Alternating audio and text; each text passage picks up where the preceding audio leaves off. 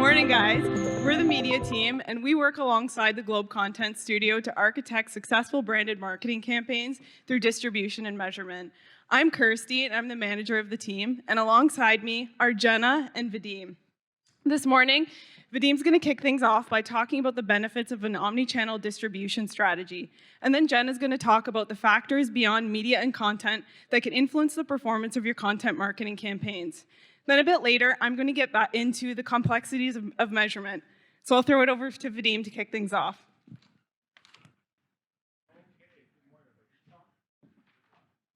I'm going to say no. This is much better.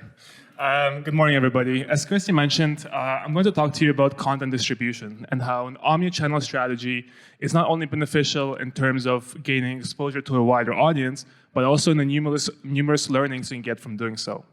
Ultimately, an omnichannel strategy will deliver a much greater impact to your campaigns through a unified brand experience. Let's look at some of the ways we've done so across our client partnerships. All right. So what do we mean by an omnichannel strategy? An omnichannel strategy, as we have ourselves come to define it in the last couple of days, allows advertisers to create seamless experiences for their customers through a variety of interconnected channels. As this reel illustrates, advertisers have an opportunity to engage with their audiences throughout a variety of touch points, such as video, audio, podcasts, events, and even print. This allows them not only to extend their reach, but also to intersect their audiences and their users' daily routines and engage with them in meaningful ways. I'm going to skip this. So, as an example, I will discuss our partnership with Indigenous Tourism Alberta, and Explore Edmonton, which Jess mentioned before. So, the goal for this campaign was to encourage Canadians to book travel around the Edmonton area that involved tourism-focused experiences. And our goal was to create a unique way of storytelling to bring those experiences to life. So the primary execution for this campaign was a digital article that you can see above you. It included custom photography, illustrations, and also an original song written by Indigenous artists to immerse readers in the Indigenous experience. Throughout our previous partnerships with ITA, we learned that Indigenous-focused experience content performs well on and off the page. So instead of using all our media dollars to drive page views to the site, we decided to come up with new and unique experiences to bring the content directly to the people and engage with them in diverse environments. So besides our typical media tactics such as display, native, and social, we used the original songs and audio and our illustrations to create new video and high-impact display drivers that allowed us to create a sort of a microcosm of this content and bring it directly to our users in a way to engage with them in more meaningful ways. Additionally, the song was posted across the artist's Spotify, Apple Music, and YouTube channels to further, engage with our users across the digital landscape. We also created a completely unique print execution for this campaign, which was published both in English and Cree, and also allows the users to listen to the song via a Spotify QR link. So, when expanding content into different channels as we have here, we recommend shaping the message for its environment in order to maximize its value to your users and also to the campaign performance.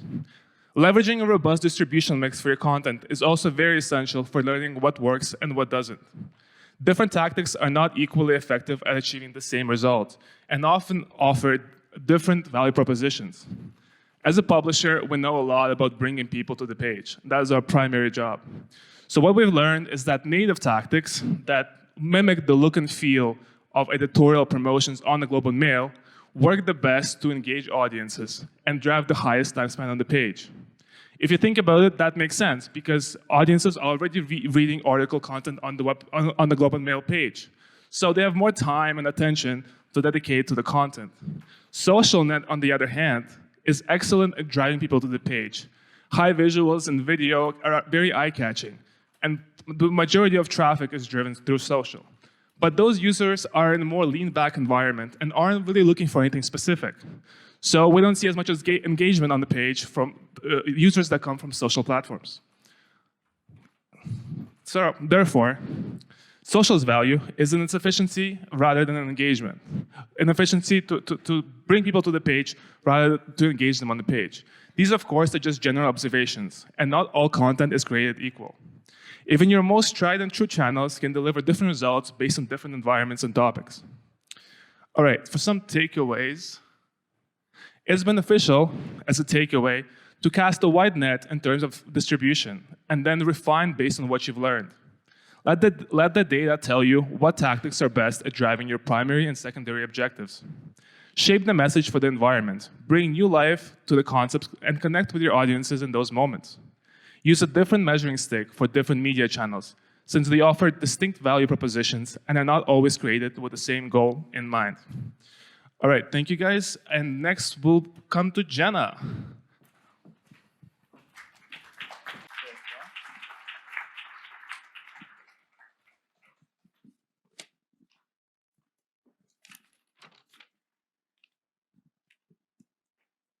All right, so today I'm going to be talking to you about some of the factors beyond media and content that can influence the results of your campaign. Oh, sorry. Let me go back. So first of all, we want our content to seamlessly fit into the platforms that readers are already engaging with in a really organic way.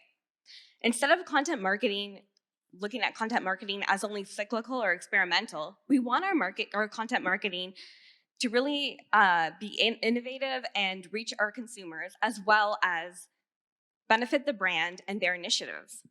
Some factors that we can look at here are trends in the market, news events, and also product seasonality. We also want to look at whether our content should be always on throughout the year or flighted only during key periods.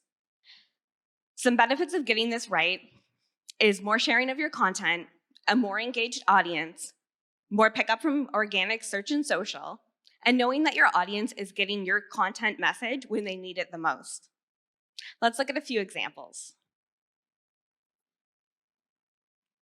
Our first example is from Indeed, and this was careers content that was always on throughout the year.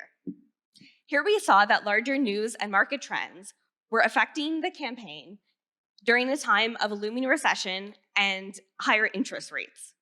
What this was doing was driving more interest for careers content as consumers were considering their career options. Overall, the campaign saw a boost due to this market trend. And what this allowed us to do as a marketer was to really capitalize on it by having an always-on approach.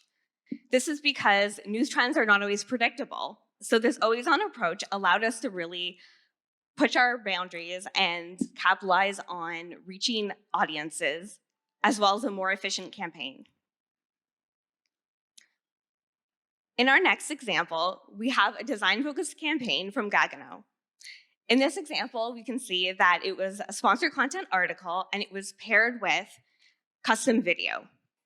Since this was a higher investment from both a resource perspective and budget, when this campaign did really well in market, we actually suggested to re-amplify it again. Hard to do since we love creating new content, but we really felt that this could go even further. The biggest takeaway from this is by saving on not producing net new content, what we can do is take that budget to test and learn on new and different platforms. This really gives us more insights to inform our content, and it also helps us reach new audiences with the same content. In our last example, we have a travel example from Destination Canada. What we see here is that since this ran during the pandemic, obviously a hard time to run travel content, we saw that when guidelines were stricter, the destinations that people were more interested were ones that they could reach by car. Then later on, when guidelines were a little bit looser, air travel was a little bit safer, we saw East and West Coast destinations actually performed a bit better. The big takeaway here was that we wanted to lean into the content that was performing the best due to the market conditions. Any content that maybe didn't do as well can always be re-amplified later in market. when conditions are improved and you can reach your audience and get a greater impact from it. I hope some of these factors can help you in your next content campaign to go even further. I'll pass it back to Kirstie.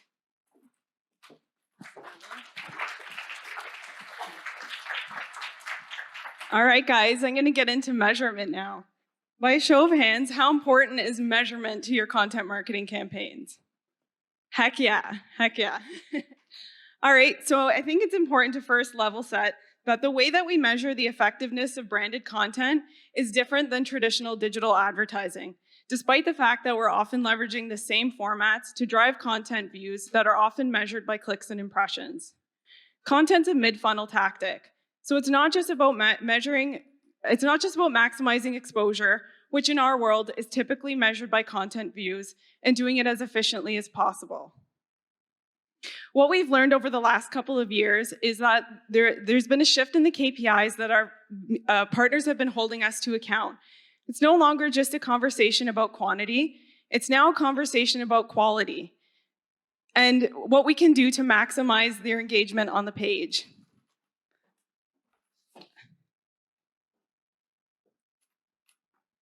So a phrase that some of us on the media team like to say is it doesn't matter how good the content is if no one's on the page reading it.